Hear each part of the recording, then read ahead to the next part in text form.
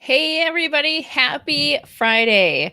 You have not seen me this week because it was the first week of school, of homeschool for my children. And so my head was spinning around in circles. It's back on my shoulders now. So as many of you going through this, you just have to find your new normal, right? So found my new normal, kicked my son out of my office so I could do live and come on and chat with you all today, and so happy to be here. So today I want to talk about an essential piece of building your online course business, which is how do you get people to even know about your online course? And that's really looking at how do you grow your reach? How do you start building authority? How do you start attracting people to you? So it's much, much easier when you try and fill your course. And one of the best ways to do that, in my opinion, is to publish and to start building your authority. For me, when you look at publishing, there are a number of different ways that you can publish. And the best way to do it is the way that works best for you, is really what I tell my students all the time is that, if you like to write, do a blog. If you like to talk, do a podcast. If you like to just get up and be on video, then do video. But just start publishing in the way that feels natural to you, where you're having a conversation with your perfect avatar, right? Where you're like literally think about, like, if they're sitting in front of you and you would be talking to them, giving them advice or sharing something with them, that's the way that you would start by publishing. So for me, the best way for me to get started was to do a podcast. And so probably about a year ago, I started publishing my podcast. And the reason I went with podcast was because for me to do direct to camera like this, my hair had to be done. I had to do lots of rules, right? And so because of that, I just never got on camera because I would get nervous. And one thing about me is so funny. So I can get up on stages and speak to thousands of people, no problem, right? A little nervous beforehand, a little nervous after. But when I get up and I start speaking, it doesn't bother me at all.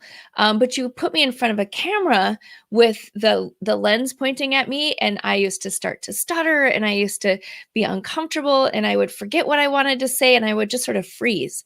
And so for me, starting with YouTube or starting with direct to camera like this in a live, it was something that was a non-starter for me. I would put it off. What am I going to say? What am I going to do? I couldn't do it. It was too difficult. And so that kept me from building an audience, building a group of people who wanted to join my tribe, because I wasn't publishing. Nobody knew I existed in this world, right? And so when I was challenged to start publishing, I had to find something that worked for me. So I have a blog. I do live video. But for me, the best option was a podcast, because I could just get on and do that podcast whenever the mood struck me, and I didn't have to have my hair done. I didn't have to feel like I was camera ready. And so that got me through that time of how do you get started by publishing, was really starting with a podcast. And now I don't have a problem, because I was able to get started in that way. So for you, what is the way that you can connect with people who you want to draw to you, people who you want to have in your world? How can you connect with them in the best, most organic way for you, that really serves the people that you are helping and makes it easy for you to do? So really pick, is it writing?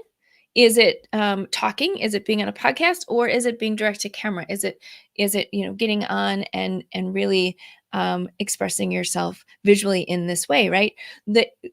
Either way, either of the ways are great, and it really has to serve you first as you're serving other people. So the way that I got started with podcasting was that I started with Anchor.fm. If you haven't heard of Anchor, it's so easy to get started. All you do is you put the app on your phone and you bring it up and you record, and then you can publish. Because for me at that point, it wasn't, you could talk to some people and they say, well, you need to, record and then edit and send it off to someone else and get the transcript, get all the things, right? And again, for me, I needed the easiest approach to just launching. And so for me, it was just literally recording, adding a little bit of post-production, and then putting it out there, and just connecting with my people. And so I highly recommend that if there's something that's holding you back to be on camera, something that's holding you back from writing. And then eventually what happens is that you can repurpose all of that, right? So you can repurpose the podcast to make it into a blog. You can use it for different sound bites. There's lots of different ways to reuse that. But when you start with that strategy of it has to be perfect and I have to have it distributed everywhere and all of that, you just won't do it. So keep it simple, get on, have the conversations with the people that you would want to have a conversation with if they were sitting in front of you, and then just keep going.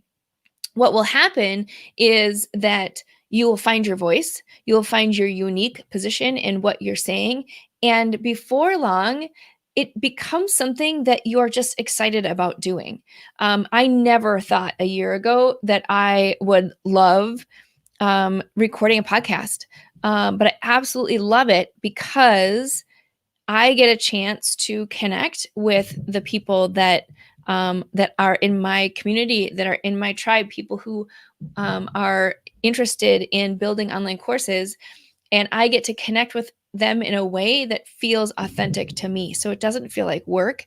It's not difficult. And it's something that I now enjoy doing, and I can now distribute it everywhere, right? Where it becomes something that becomes a tool that I can use from a marketing or platform or authority building perspective.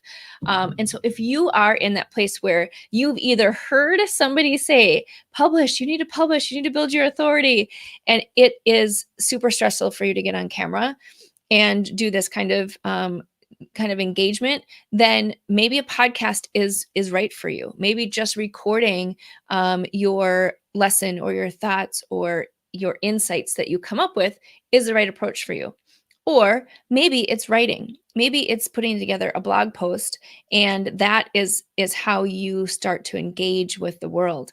Whatever it is, it's important that you start to draw people to you. You start to have your message, not only for yourself to get really solid on what your message is and how you uniquely are bringing that out to the world, but also so people can find you, because you may have the best course in the world, but if nobody can find you, if nobody knows it exists, then you can't help those people, and they need your help. They need you to start engaging, and so they can find you, so you can help them. So that is my course building secret tip of the day: is when you start publishing, pick which platform works best for you. Don't get stuck in the trap of it has to be perfect, it has to be everywhere, I have to have all the different channels.